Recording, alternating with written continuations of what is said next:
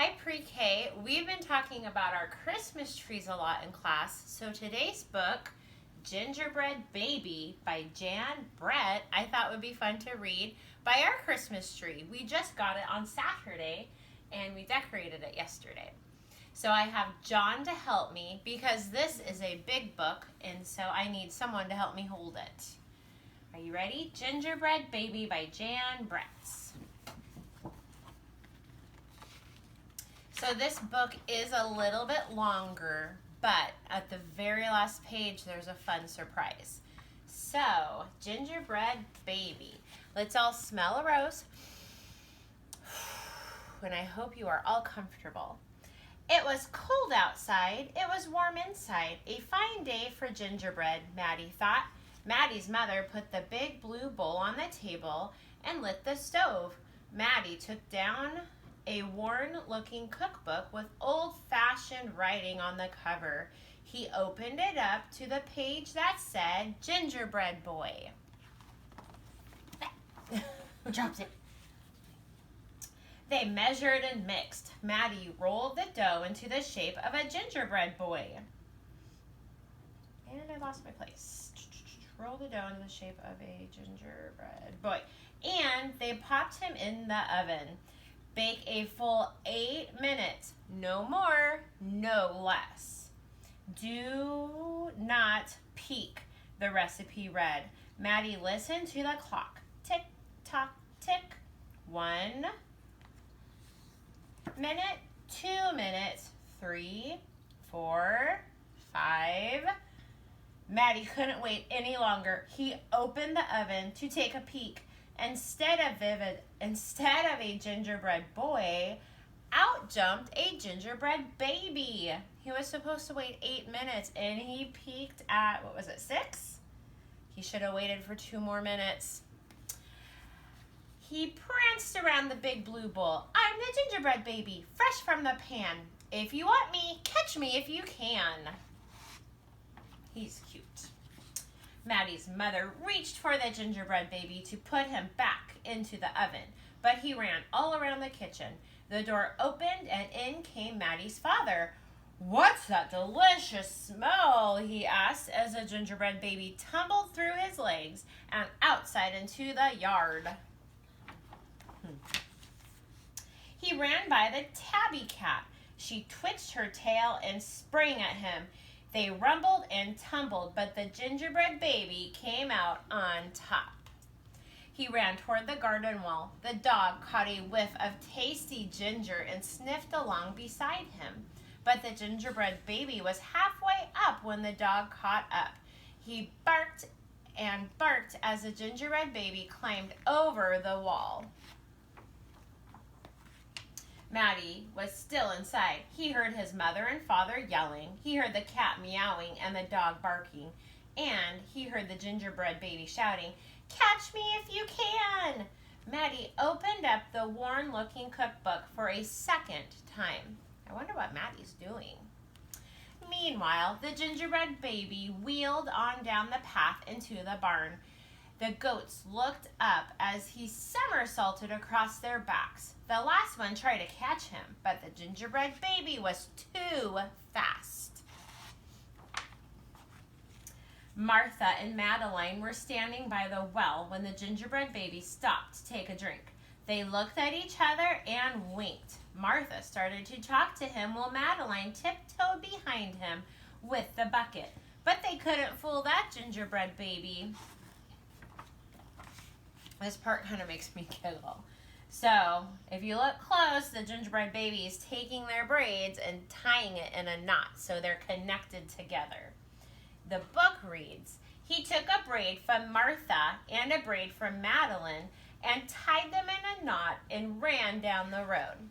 Back at the house, Maddie stirred, mixed, and rolled the dough. He shaped it and put it in a pan into the oven. Tick, tock, tick. 8 minutes long. This time, he did not peek. I will catch him if I can, Maddie said to himself. I wonder what Maddie's making. As he was bouncing along, the gingerbread baby saw a farm wagon just ahead. He jumped in and settled in for a ride next to Mama Pig. The smell of gingerbread was too much for her. She tossed him high into the air, closed her eyes, and opened her mouth. But the gingerbread baby twisted into the air and came down on her porky snout. Remember, a pig's snout is their nose.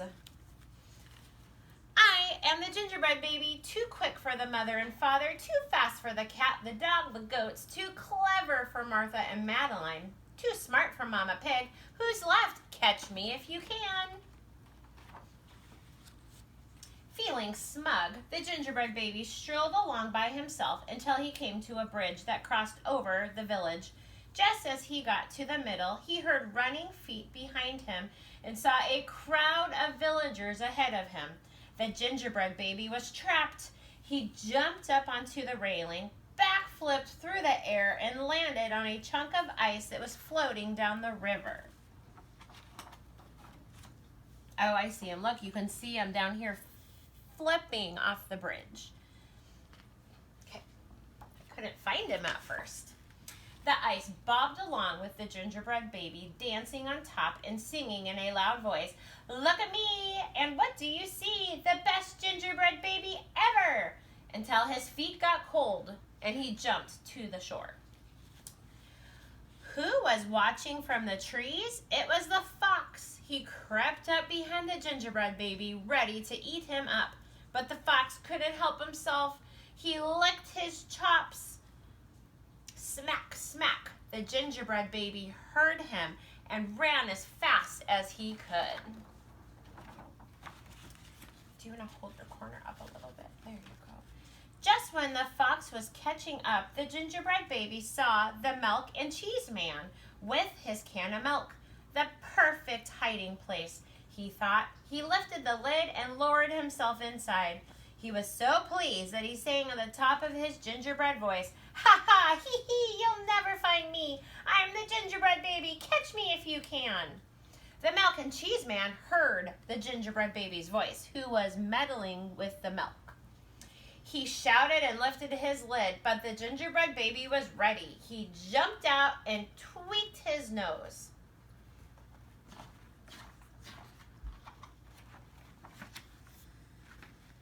Now the milk and cheese man, the fox, the villagers, the Mama Pig, Martha and Madeline, the bleating goats, the barking dog, the meowing cat, and the father and the mother were all after the gingerbread baby, getting closer and closer, and the gingerbread baby knew it.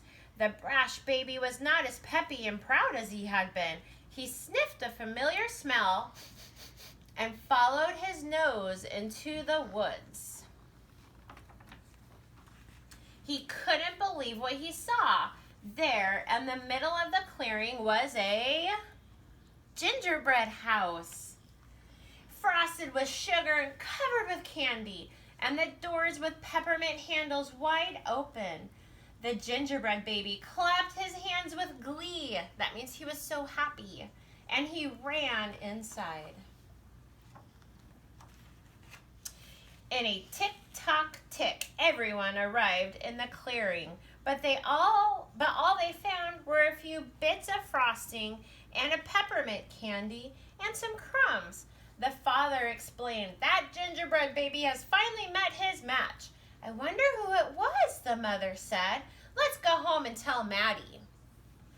I wonder if Maddie has anything to do with this. You can see him sneaking off with the gingerbread house. Oh, you can. If you look in the gingerbread picture here, you can see Maddie with the gingerbread house in his hands.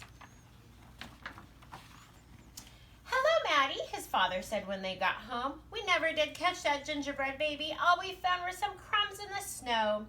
"I see you've been busy," said Mother, looking at the gingerbread house Maddie was holding. "Too bad we never caught that gingerbread baby." "Too bad," said Maddie. Only Maddie could hear the tiny voice from inside the gingerbread house. All right, now this is a special surprise at the end of the book. John, do you want to show him and read it? I'm the little gingerbread baby, lucky as can be, to be living in the house that Maddie made for me. And there he is in the house that nobody knows he's in there. All right, my friends, I hope you enjoyed our book the gingerbread baby. We are going to draw a picture of a candy cane today. And this week we are learning about gingerbread babies, or gingerbread men. All right, pre-K, bye. Bye.